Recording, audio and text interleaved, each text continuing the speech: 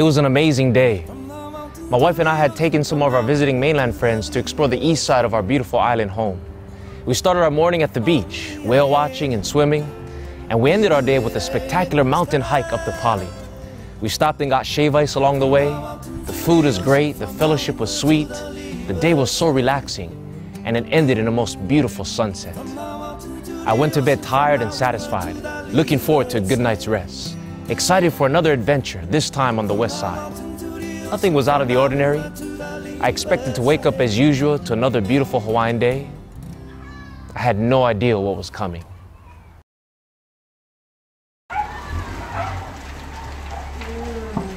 At 3 o'clock that morning, I was rudely awakened by a terrifying scream. There was a loud pounding on my door. The house next door was on fire. And when I rushed out of the house, I was brought face to face with a blazing inferno. It was already as high as our two-story home, and it began to reach over our walls. I did my best to protect our home, but my puny garden hose did absolutely nothing. It was good enough to water my mango tree, but it was powerless over this angry conflagration. 5 minutes later, and the fire had broken our windows and was spreading in our family home. The home that my beloved grandfather built from the foundation up with his own hands. Had we slept just 5 minutes longer, perhaps I wouldn't be here to tell the story.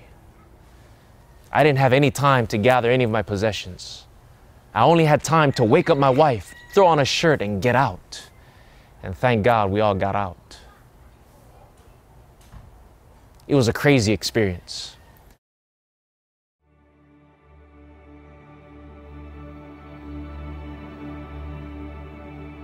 One of the many lessons I learned from this ordeal is that we need to live our lives to the fullest and to live each day as though it's our last, and to be ready always to meet death in peace.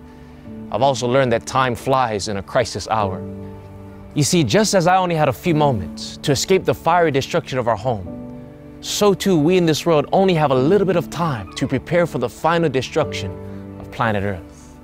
The Bible says that the world is passing away and the lust of it, but he that does God's will abide forever.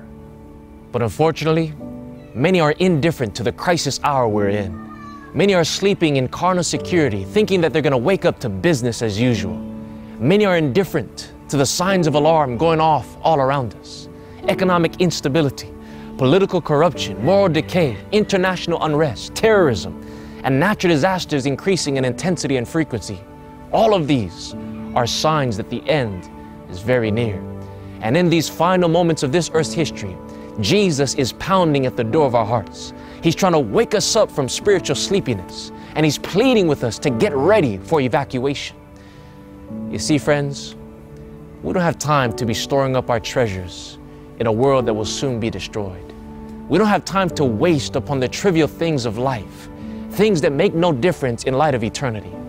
Right now is evacuation time. It is a high time for us to awake out of sleep, for now is our salvation nearer than when we believed.